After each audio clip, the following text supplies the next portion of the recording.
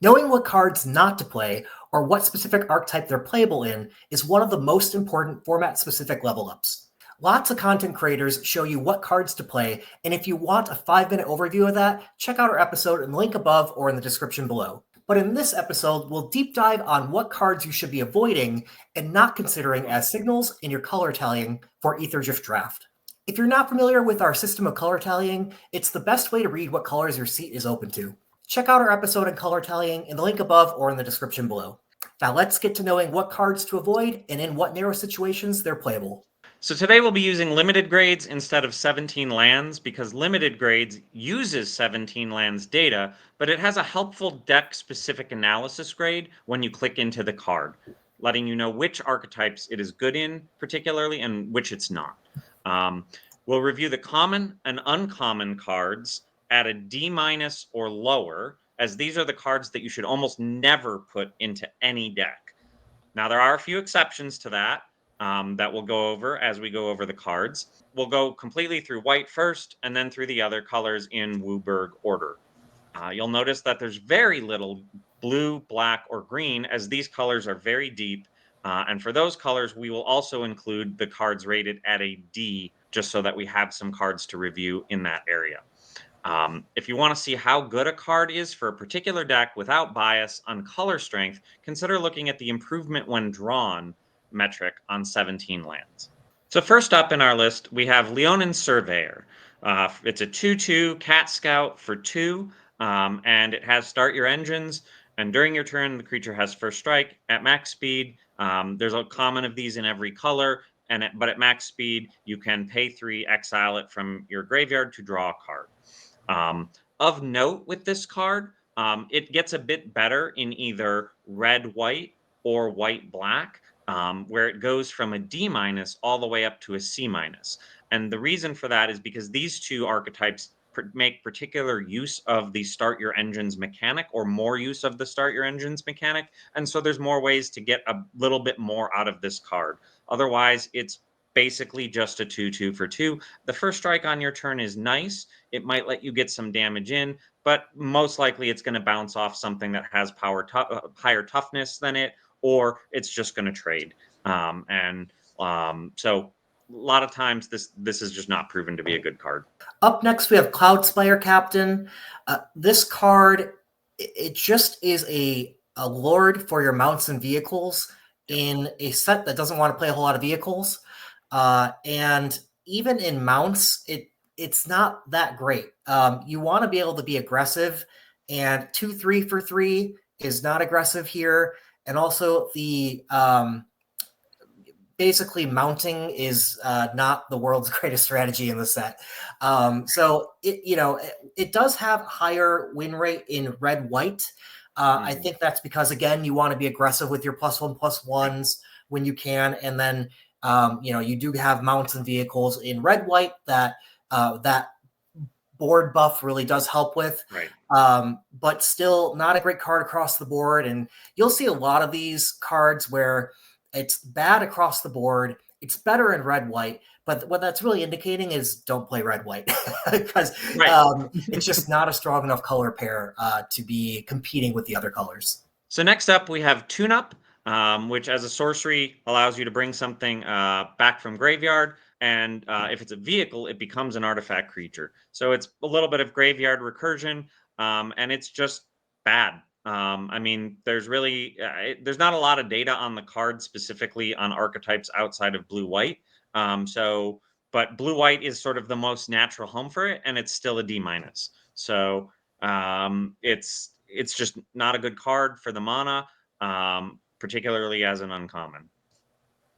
Yeah, you don't want to be playing a whole lot of vehicles, and this cannot get a creature out of your graveyard either. So, it's not setting you up well if you are trying to recur a vehicle and you don't want to play too many of them. It's interesting because there's only really data on it for blue-white. I could see a case-specific use for it in white-black. If you have ways to get things into graveyard and then a way to bring it back from graveyard, or if you have a lot of cycling with cycling vehicles, there's like the 6/3 I forget what it is, but it's red. It cycles for a red. It's a vehicle. Like you might be able to cycle that, draw a card, and then use tune up. But these are like very niche specific cases where I could see a case for tune up. But I'm reaching to try and make a case for the card. Yeah, there has been some talk about potentially having red white be a little bit more like a control-y type of archetype. I mean, it's built to be aggressive, but maybe there is a form where all your, what is it, Skyseeker's Chariot, the cycling one white, Right. that's would be pretty good to recur with this, and the 6/3 Detention chariot. Yeah, detention Detention chariot, Chariot. which cycles. Yeah. Yeah, this would be a great use case for detention chariot. Absolutely, right. With that cycling. So Yeah, that might be something that we have to skeleton out sometime of like, if you were to build the optimal red-white deck that we think right, would work in this format, what would that look like? right. Because maybe there is one that exists that you could fall into and just people aren't building it right. That'd be interesting. Up next, we have Light Shield Parry, a trick with cycling. The +2/+2, again, these tricks tend to be best on aggressively slanted decks, and quite frankly, those are not performing as well. So I think this does suffer a little bit from just the white's underperformance. But there was no particular deck that this worked well in. It's pretty much D's At across the best, indeed. board. And yeah, just not a format for these kind of tricks. So next up, we have Spot Cycle Scouter, vehicle, scries for 2, cruise for 1, cost 2. On paper, not the worst thing, but it's just not particularly performing well. It does do better in blue white or artifacts and blue black, where it's a C minus as opposed to an overall D minus. But generally, it's just not. It's not. I don't know why, because I think on paper this is not a bad play. It does scry. Scry is great. Generally, you want to be able to set up your draws. And the fact that it's only crew 1 is not terrible, but it's not particularly performing. I think that's frankly just because white is the one of the weakest colors, if not the weakest color. Yeah, I put this as one of I think the first card in the traps episode that I gave last week of, Yeah. um, this is a card that looks pretty decent, right? Like the Scry 2 is a powerful effect to put it on any cheap card. It fixes your, it can turn mulligans into keeps because Yep. it fixes your draws. The downside here is you really need to add something aboard when you do that. And this, yes, it's something to the board, but it needs to be crude. And that's just follow the theme that we've talked about before about vehicles that don't come with something to crew them. They need another permanent on the battlefield to crew them. They can really get hurt by that. Now, you can contrast this with Wreckage Wickerfolk, for instance, the 1/3 flying that surveils 2. That's one of Top's black commons. And the difference is, it's the same type of enter the battlefield type of effect, but it doesn't need to be crewed. It's a 1/3 flying that just is. And that's what makes the difference. Absolutely. Yeah. No, I would agree with that. But there's certainly this performs a little bit better in a couple of the archetypes. And so for white black, for instance, right, you might have the Wicker Folk and you may have this, right? And the Wicker Folk can crew this, right? So you have a use for the Wicker Folk after you play it. There are definitely situations where this might be more useful, but overall it's just not performing. Yeah, Like most of white. Right. I would consider playing this in white blue for the artifact synergy as well, because it is an artifact that enters, and then you can get to your other artifacts or cards that are impacted by artifacts. So there's quite a bit of synergy there that this can search for and stack the deck for. But yeah, in general, trying to avoid playing this card. Yep. Up next, we have Air Response Unit. 3/3 flying vigilance for 3, but it has the same problem we said before of the crew 1. Now there are a couple decks where this works in. It works in white red, and I think that's because of the flying over effect. You need to be able to punch through your final damage in red white, and this is a card that can do that. But again, it's only just decent in that, and it's not great. Not really a reason to be getting into this card if it's going to lead you into the wrong deck to begin with. Yeah, and I would say the other reason I think it's particularly good in red-white is red has a lot of cheap 1/1s for one. So like you can put out some of these early plays like the Dynamite Goblin that is all 1/1. It crews bigger anyways, but it and then it deals damage when it dies, right? So there are definitely uses, I think, where you can get out some early cheap creatures and then put this out turn 3, and it's not a bad not a bad play if you have that kind of a deck. But beyond that, it's kind of hard to see the use for it. All right, so next up we have Daring Mechanic, 3/3 for 3, so base rate stats, and then you have a reusable ability to put a +1/+1 counter on target mount or vehicle, but it costs 4, which is a lot.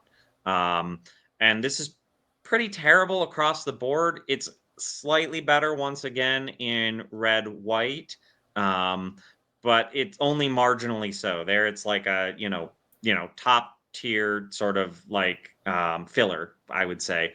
But beyond that, it's just not that great. And that cost, you are going to have plenty of other things to sink your mana into, and so putting a +1/+1/+1 counter on and only on a mount or a vehicle, not any creature. So you have to have specific creatures or vehicles to use this on to make it actually useful, and it's just not. Up next, we have Brightfield Mustang. For 4 mana, you get a 3/3 whenever this creature attacks while saddled. Untap it and put a +1/+1 counter on it. Saddle 1. I had to read that because I've never played this or played against it. Uh, and I think this one is, it's somewhat self-explanatory on it being bad. It's underrated to begin with. You have to saddle it, which we already said was bad, and already get a benefit off of it, really just to make it at rate. It is being brought down by the fact that white's really bad too, but it itself is a bad card, which I think is why it is put into the F tier to start. Next up, we have Interface Ace. It's basically a wall, but it crews and saddles with its toughness rather than power. And when it becomes tapped, you untap it once per turn. So this can actually crew twice per turn. On paper, this is actually, in my mind, not an F card, right? But I think once again, it's being brought down by the fact that white is so bad. It's not an F in blue-white artifacts. But the fact of the matter is it's just not performing well, obviously because it's a 0/4. That said, I think if you have the right deck, I would actually see a use case for this. And I've actually seen this played against me in a white blue and got beat by that white blue, pretty handily too. And so this is a bad card. You should not play it. It is clearly an F based on the stats. But that said, if your deck comes together just right, this thing could provide some value potentially. But I have a hard time seeing it. Yeah, some of these cards are, when you are in the particular archetype, let's say blue-white, and you happen to see this, right, 10th pick or something like that, right? Like, you can consider taking it and putting it in your deck if you weren't able to get better cards. But yeah, I don't like creatures that don't have any power. It brings it down a lot. This would be way better if it is a 1/4. Yes, it can crew things, but that's not enough. It can crew twice, right? Still, and that's not enough. And right. That's why the stats are proving it. It's honestly, I don't really love crewing things a whole lot in this format. I obviously do it. There's plenty of opportunities, right? It's just quite a sacrifice to tap one thing just to make another thing creature. Right. Up next, we have light wheel enhancements. Get a +1/+1 in vigilance for 1 on enchant creature or vehicle, and max speed. You can keep on casting it again. It's just not enough impact for the card it is. We talked about how this format is pretty slow, and you don't really want to be playing 1 or 2 drops that don't trade well into bigger creatures. Yeah. And this itself is not even a creature. Yes, it makes it a little bit bigger, but not big enough. You want your cards to have more impact, and I think that's the problem. In this set, this is not worth a card. So next up, we have Alacrian Armory. Basically, for 4, you get an artifact that gives everything +0/+1 in vigilance and gives you a free crew or mount every turn. there's not enough stats for it based on particular archetypes, and I would expect this to be better in blue-white artifacts, obviously. But the overall stat is just an F. Again, like with some of the other cards, on paper, this doesn't necessarily seem terrible. It is kind of an initial, like, 4 mana, do nothing. But it does give all your creatures vigilance, which is nice, and gives them +0/+1, which helps you trade better. And then a free mount or crew every turn is also not bad if you have the vehicles to use with it. But again, stats showing not a great card. Steer away from it. I do think once we start seeing some churn in the meta, like cards like this might come more into focus if once people like figure out how to design the decks with them. A little bit better. Again, I got beat by that same blue white that had interface ace had this, and getting all of those out, like I didn't have enough removal in my deck to kill these things, and eventually got overwhelmed by artifacts and creatures. And that might have been that just might have been an abnormally good blue white deck, or somebody who knew how to really build it. But I do think there might be cases where some of these cards might start to do better as the meta evolves a little bit. Yeah, if this has any home anywhere, I would say blue-white, because it is an artifact itself, generating all your affinity for artifact things, and it's a slower card where if you can get a huge advantage and draw a whole bunch of cards, and then overwhelm your opponent with the vigilance side of things, I I can see it. I will say I'm skeptical that this particular card is going to come up very much, because the sacrifice of having a 4-drop that doesn't actually act as a creature or remove a creature from your opponent's side is quite a liability. I know in some aspects it pseudo is a creature because it makes one of Gives your, you a your free crew. vehicles into something, but that's also only on your turn too. Right. It's But it does give everything vigilance, which allows you to attack in and then be crew able to crit or later. something. Yeah, I Sure. mean, yeah. So I think in the right deck, I could. And again, I got beat by a deck like this, and I had a pretty good hand. I had a green blue that was like pretty mean. But they just ended up overpowering me. It was a long game. It was like 15 turns, and that's kind of where this, like you were saying, it's a slower card and where it shines. Next, we're going to go over Blue's Ds. But before we move on to Blue and go over Blue's works cards, we want to remind you to please like and subscribe. We're trying hard to get to 1,000 subscribers. I thank all of you who have come to the comments saying, we really hope you get to 10,000 subscribers. We're not there yet. We're just over 700 right now. We have 300 roughly to go before we hit our goal. So please help us out with that. Be sure to like this video, subscribe down below, and we'll get back to our content. And starting off with Gear Seeker Serpent, you get the 5/6 with affinity for artifacts. It can be unblockable when you pay a cost. And this reads decent, especially you would think in blue-white artifacts, for example. But it's really not great in any deck. I guess really blue-black would be where people are playing it, which is also probably blue-black artifacts. But the problem is here, I think, we like cards that have evasion, but we don't like repeatedly paying 6 mana for that evasion. It's just too much mana every time. If it was 6 mana for like this creature becomes unblockable permanently from now on, I like that a lot better. But having to pay that every turn is quite a cost.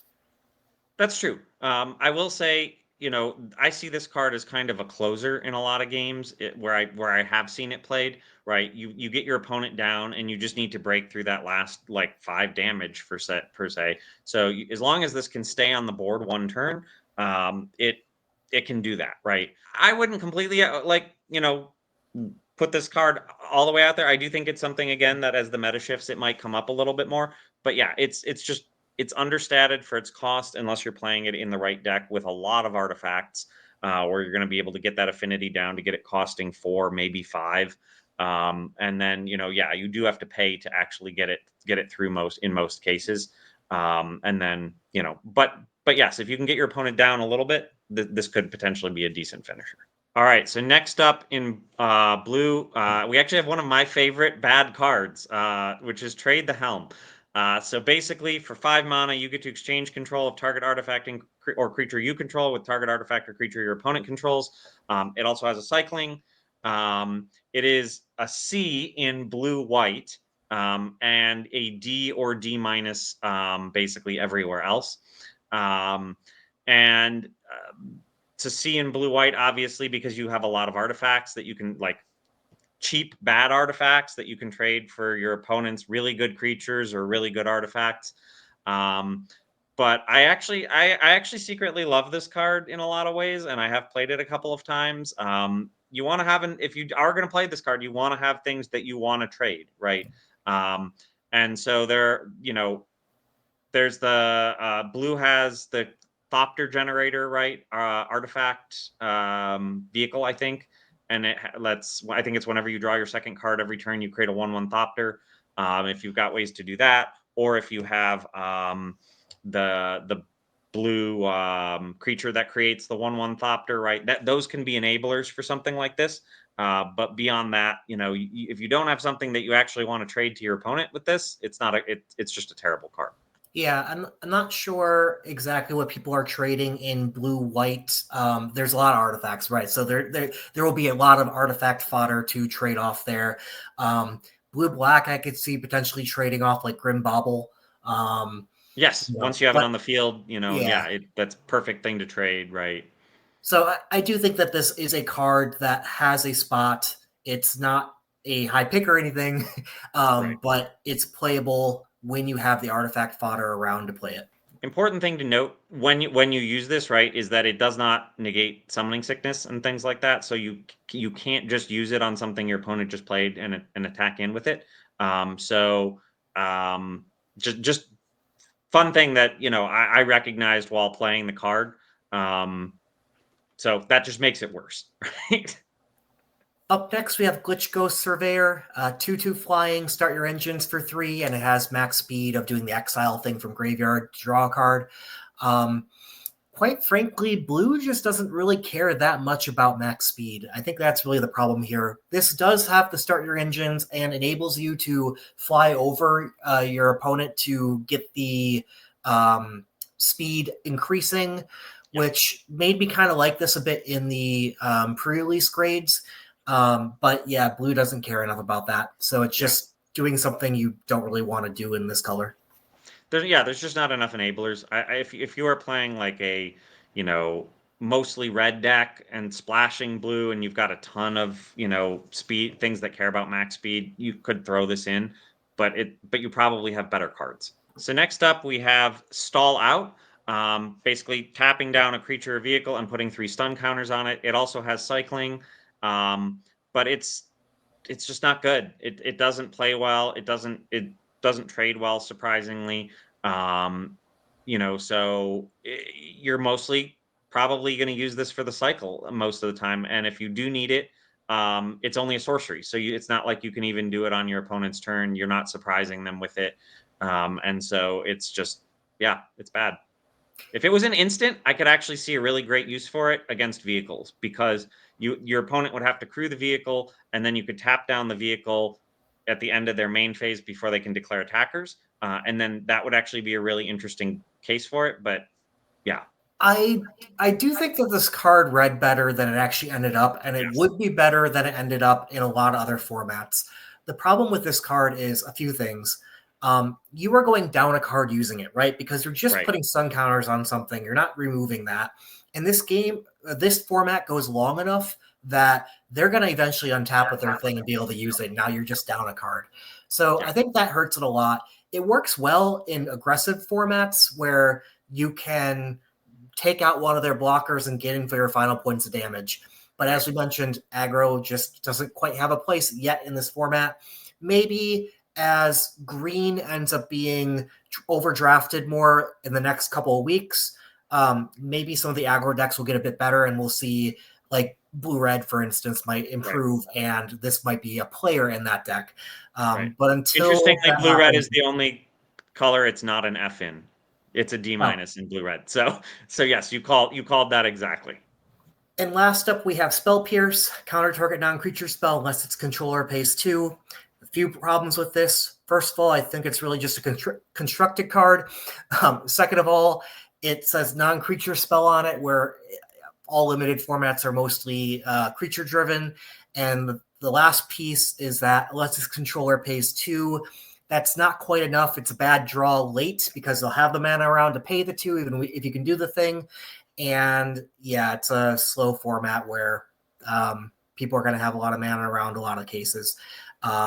So it just doesn't really fit into this format, and that makes it an F. Yep. I think this card would probably be more like at somewhere around a D if it had cycling, but it just doesn't have cycling, so it's not useful. Like you said, if you draw this turn 7, maybe your opponent will tap out at some point, playing a huge artifact that you can counter, but chances are not. So first up in black, we have Ripclaw Wrangler, and you get a vehicle that forces opponents to discard a card.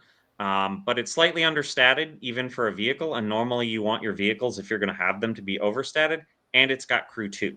So in theory, it's nice to have your opponent discard a card. But for 4 mana, only getting a 4/3 vehicle, the stats just don't work on this. Up next, Wickerfolk Indomitable. 4/3 for 4 mana. You may cast it from your graveyard by paying 2 life and sacrificing an artifact or creature in addition to paying its costs. The 4/3 for 4 is already understated, and paying 2 life is quite a bit of a cost to just get this out again. And also, what and other sacrificing? Yeah, exactly. What other creatures and artifacts do you really want to be sacrificing for this? Grim Bauble, maybe. Yeah, Grim Bauble, sure, but sure. That's kind of about it. Like, your other cards you're playing are hopefully able to do important things, even like trade up, like Engine Rat, for instance. Yeah, that's a 1 mana thing, but it can do better than getting, paying 2 life and getting a 4/3 onto the battlefield, in addition to paying the mana for this, right? So it's too expensive to do the recursion piece, and that makes it just basically a 4 mana 4/3, which isn't good. So first up in red, we have Adrenaline Jockey. It's at stats at least, but there's Scythe. This is like a poor man's Scytheclaw Raptor, right? But Scytheclaw Raptor is at least a 4/3, right? So you're getting slightly overstated for it. And then if you've got an exhaust deck where you can get a +1/+1 counter on this pretty consistently, maybe it's a little bit better. It is notably in blue-red AC. And that's because blue has a lot of exhaust abilities. Red has a few, but really not a lot to enable this. So if you can build the right deck around it, it's an okay card. But generally, it is just bad. Next up, we have Dynamite Diver. 1/1 for 1. When it dies, deals 1 damage to any target, can pilot things with higher power. The problem is this card is just underwhelming. It kind of falls for the not worth a card statement. There are, I think it's blue-red where this has better stats. Blue. It's amazing in blue-red, actually. Yeah. For a 1-drop. And I haven't played this card yet, so I'm not sure exactly what it is. There are like the blue-red 3/3 menace that loots, when it attacks. Like, this can crew that, so that's an interesting thing. There might be blue-red might have just more vehicles than most other archetypes want to play, and and a lot of them are crew 3. So that's why a lot of them are crew 3, and then so this plays really well with that, right? My current blue-red, actually, I'm currently playing a blue-red. I do play this card because I have about 4 vehicles in there that are crew 3, and so it actually works really well with that. Plus, I have the 2/3 goblin that gives all other goblins haste and creates a goblin at the beginning of combat every turn. I forget his name, or something heavy. But this is a goblin as well. So I figured at least it's now, if I have that out, a 1/1 haster that can maybe trade a little bit better because of the 1 damage. It can also notably get the 1 final damage through to your opponent, which is interesting in some cases if you absolutely need it, right? You can put them in a force it, either you block it and you die, or you don't block it and you die situation. There are use cases for it, but generally 1-drops not particularly great, and this is not a particularly great 1-drop to speak of. So next up, we have Pace Setter Paragon, 2/3 for 3, has an exhaust that puts a +1/+1 counter on it and gives it double strike until end of turn. Notably, it's understated, and you are just going to end up paying for something, and your opponent is going to know that you're going to be able to give it double strike whenever you want. It's like a trick that you can't, hide from your opponent, and so it just leads it to, either they don't block it for a turn, it only lasts that one turn. It's not like a lot of the other exhaust abilities where, it does put a counter on it, but it's not like it permanently gives it double strike. So, Yeah, this one also does better in blue-red, and that's the only spot for it. right. Again, I'm not certain what's happening here. It could be the exhaust. There's a lot of exhaust synergies, right? Like the vehicle that whenever you exhaust, you draw a card. Like those kind of combos are Ranger probably what's going on Refueler. here. Yeah. No, yeah, there are things that I think you can combo it with, obviously, but on its own, it's just not super impressive. You have to pay 6 mana essentially to get a 3/4, and it will have double strike once. Next up, we have Gastel Blockbuster, 3/2 for 3. You can sacrifice a creature or vehicle if you do destroy an opponent's artifact. It's just not doing a whole lot. Your 3/2 trades down with 2 mana cards or less in this format, and you don't want to sacrifice something that you already have out. Even if it destroys one of your opponents, you want to be doing other things with your cards. Yeah. A good way to think about this, right? Because you can sacrifice itself to this. So there's a 2 mana red instant that just destroys target artifact. This is just worse in every single way. Yeah. Than that. One thing that Gastel Blockbuster can be good in is black-red, specifically with Grim Bauble. That's, I think, what's pulling that up to a C is when you sacrifice that, it's good, but otherwise isn't. So there's a combo to be thinking about if you're in black-red.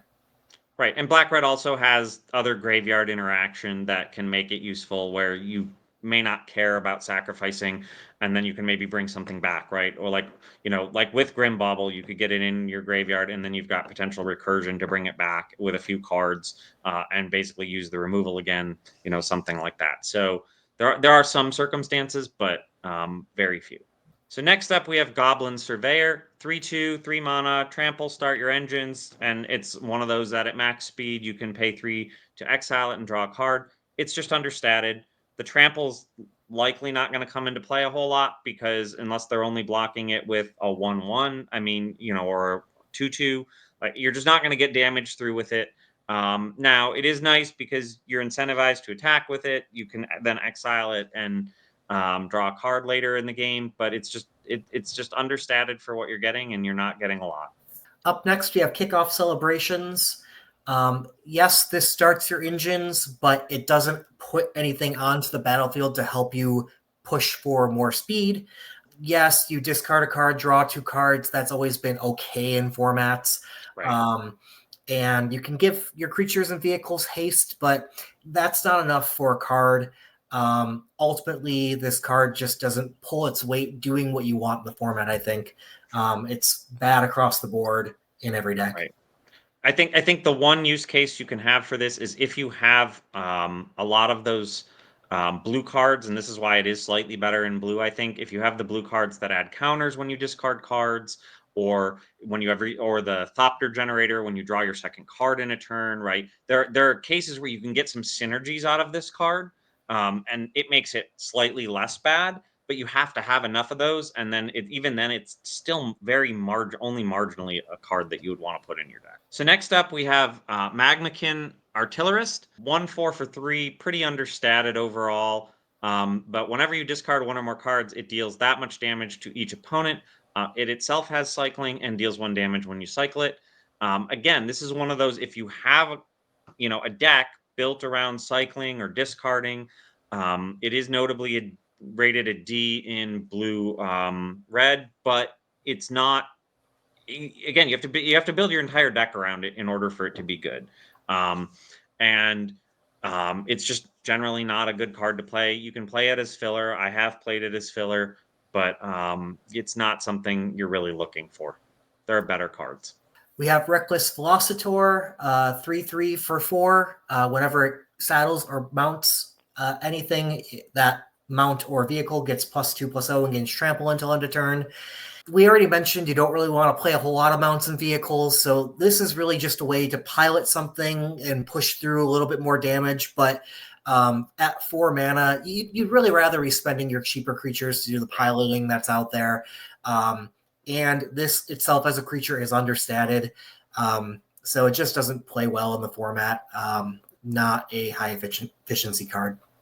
Yeah, notably, there are a couple of interesting things that I think this does play well with.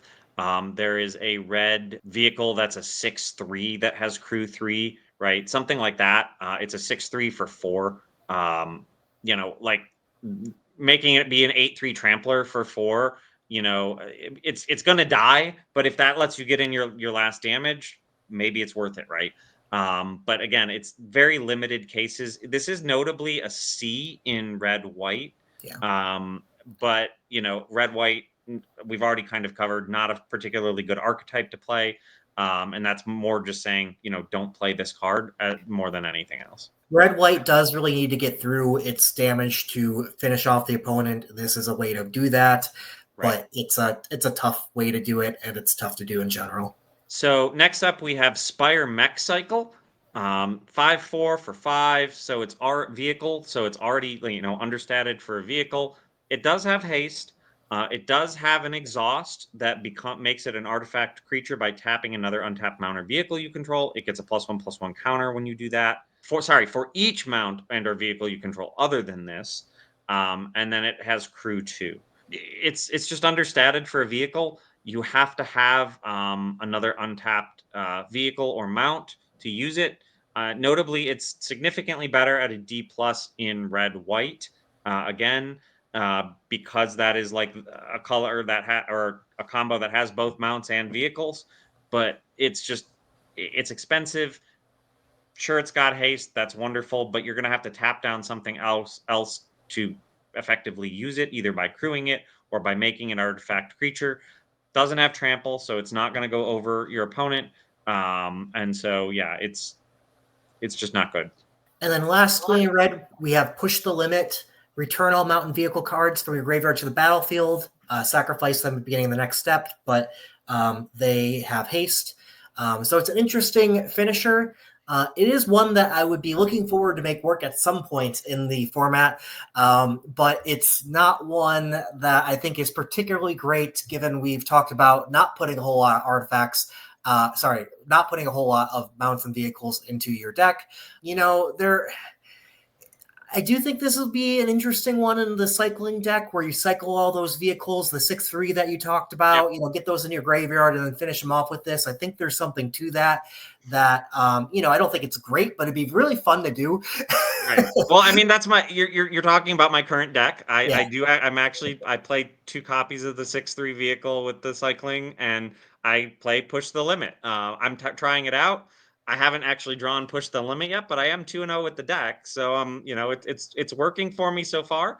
But I think that's actually mostly because I have about 7 or 8 removal spells in the deck, so I'm just able to clear the board and get in the damage that I need to get in versus anything else. But it's an interesting deck, and I'm eager to see if I can cycle away like those 6/3s and some other things, and then just like put it all back on the board and just swing crazily. So I could also maybe see this in like some sort of weird red white cycling deck as well, like with right, the chariot that's there. Detention Chariot, yeah. Yeah. So I don't know. It's one I'd like to see make work. I don't think too many people have tried. Yeah, interesting card. Yeah, no, you have to have the right deck for it if you're going to play it. I don't know if mine is, but we're going to find out. We'll update on the next episode how that deck did. Right, so our only green card, and it is a D, not a D-, just to talk about how deep green is Alacrian Jaguar. And it's a 4/4 for 5 vigilance, and whenever it has saddle 1, and whenever it's saddled, it gets +2/+2 when it attacks. So it attacks as a 6/6 if you can saddle it for 5, which makes it slightly better, which is why it's only a D. But yeah, it's green's worst card, and it's still not as terrible as a lot of the other cards we've talked about. So that tells you all you need to know about green. Play green. I did miss one green card. That's Point the Way. This one's an F. We've talked about this in our Yes. in our one of our traps videos before, but yeah, so ramp is good in this set, but not expensive ramp. And waiting until 4 mana to get some ramp, you don't need to do that. There's Right. just no place for this card, really. Um, I mean, I can see a potential for if you missed on getting your other basic land selection or fixing that you needed, and you had some big bomb you wanted to play. This is a viable way to do that. So I don't want to say that this card is truly an F, absolutely never play it, but it is really inefficient, and I want to fix my mana in any other way before I reach this card. So moving on to our multicolored, we have Cloud Spire Sky Cycle, which is one of the signpost uncommons in red white. Notably, interestingly, like this is a C minus in red white, but it's classified as a D minus overall. I don't understand that because I don't understand what deck you're playing it in if you're not playing it. I guess maybe a white blue might try and splash this or something, but I yeah, think this I is the don't know. way they calculate distributions. So they are looking amongst the red white cards that go into the red white deck, and it fits a C minus within there. Right. But overall, amongst all cards, it's a D minus. So Got it. it's Okay. really showing that red white is really bad when you look at the Right. whole set as a whole, right? And so yes, basically, some people have tried splashing this card, and it doesn't perform great in splashes either. Right. And you have to, you have to have other targets for this to hit, right? And that's the problem with it. If you don't have something, two other targets you want to hit, you're not getting the value out of it, and you're paying 4 for a 2/3 vehicle. I mean, it does have flying, right? But you have to crew it, and it's just very bad. You're not getting stats, you're not getting much out of this for the mana cost, unless you already have a lot on board. I think the theory behind it was that red white was supposed to be aggro, but as we've talked about a number of times, like it's like aggro is just not performing. You should play this in your red white decks. You should try to avoid playing red white. That's all this is saying. Yeah.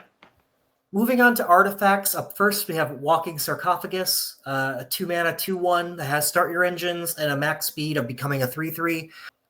If you completely miss on 2 drops, I can see a place where you do this when you specifically want to have max speed. That buyout of a 3/3 isn't the worst thing in the world. The problem is here, it's understated to begin with. 2 mana 2/1s are not great in general, and it's still not great here. So again, I think only if you were to be max speed do you really care about this. I'm looking at, okay, black Yeah. red, a max speed deck, right? That Yeah. wants it. Interesting, white black I would also consider, as a max speed type of deck.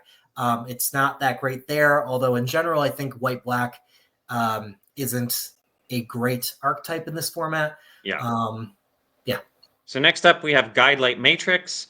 Basically, 2 mana, draw a card, and you can pay 2 to either crew something or mount it, saddle it. It's a mana sink, which you don't need because we have a lot of mana sinks in this set already. And you were right on this one, Jeremy. I think I rated, like when we were talking about cards that we had the biggest differences on, I think I rated this highly, and it's just not performing. I was expecting this to do better because it was a vehicle and mount focus set, but I think you're right that it's just too much mana to sink into something. Notably, if you have the right thing that relies on you drawing a second card, right, or something like that during your turn, or whenever you draw a card, right, like, this draws you a card, but it is otherwise basically a 2 mana do nothing. This could be a target for something like the Trade the Helm, right? This is a good Trade the Helm target, right? Like if you're going to play Trade the Helm, you've drawn your card already. Sure, you can give this to your opponent and force your opponent to waste 2 mana to mount or saddle, saddle or crew something with it, right? But that's about it. When we had our debate on this card, I think I said I could see fitting it into some artifact matters type decks. And when you look at the what it played in here, it's played in those artifact matters decks, the two of them. Right. Interestingly, I would have thought white blue was the place for it, but it's more Yeah. blue black, and I think that's because of the combos that there are. Right? Sacrifice. Yeah. Yeah, there's Right, the the ones that let you sacrifice one sacrifice an mana. artifact to kill a Yeah, creature or something like that. And once you've played this, you've gotten your card, and that's all you care about, right? right. So in that case, this is basically just to pay 2 mana, draw a card, and then it pays off down the line when you can sacrifice it. Yep. So specifically, you can consider playing this with that card and probably not much else. Up next, we have Aether Jacket. 3 mana, 2/1 Flying Vigilance. Can have a tap to destroy another target artifact at sorcery speed. Interesting card in that, there has a Flying Vigilance for 3, and the destroy capability on a stick is attractive. I think mostly the problem here is it is lower rate in general. While I do like flyers in this set, I do like my flyers to be a bit bigger than this, to be more finisher flyers to fly over to win the game. Technically worse stats than Windrake. But I do think there is a spot for this. If you run short on artifact removal and feel you need something in your deck, it can be a place for that. I like this card actually. The stats don't bear it out, obviously, and I don't know if I'm just having better luck with it than other people. But I actually play this card. I won't say I don't play it in every deck, but I play it, probably more commonly than your standard filler would be played. And I've actually found great success with it because it just allows you to remove any pesky artifact that you can't remove elsewise. There is a lot of artifact removal, like you said, but in a set like this where there are some real bombs and a lot of them are artifacts, the ability to just blow up your opponent's bomb with a 3 mana, tiny creature that you can poke for 2 first and then blow up their bomb, is not. It's. I don't know. I like the card a lot. I probably rate it much higher than it's worth rating, but maybe I'm just having better success with it. I will say I've come down a lot on artifact removal for this set. So going in, you think that, okay, this is a vehicle set. There are a ton of artifacts over the place. People are going to be playing a ton of them, and you'll always have targets. I've found because people have learned to play only 3 artifacts or 3 vehicles, and yes, there's other artifacts, but the other artifacts, a lot of them are fairly cheaply costed, and you don't necessarily need to be blowing them up. This is why, for instance, I think my highest red card, probably my most misjudged card, was Sky Crash, which is at a D+. And it's because, the cycling buyout's great. It means it can't be that bad, but you actually don't need to be destroying artifacts all that often. It is way more often than the typical set, but just artifact destruction has gone down in my mind. Creatures still run the format, and don't get me wrong, you'll still play a card like Broken Wings. I like one copy of Broken Wings. Yeah, Broken Wings is good. But that has other targets like flying things or and a few enchantments. And it's actually one of the only enchantment removals in the set. And there are some real bomb enchantments. So it's actually, I actually like Broken Wings a lot. But no, like I said, the stats don't bear this card out, but I like it, and I've found success with it. But I think it's one of those, maybe I'm just getting lucky and I'm playing against opponents who are running a ton of artifacts, and it's useful. But yeah. So next up we have Windscarred Crag. I think it's our only land here, but that just shows the fact that it's a land, a dual land at a D- just tells you how bad red white is. So yeah, I mean, normally you want these pretty high if you're playing those colors, but that just tells you how bad these colors are. I wonder what the next lowest one is. So it's below even the start your engine stuff. The next dual land is Bloodfell Caves at a full 2 half grades higher. Right.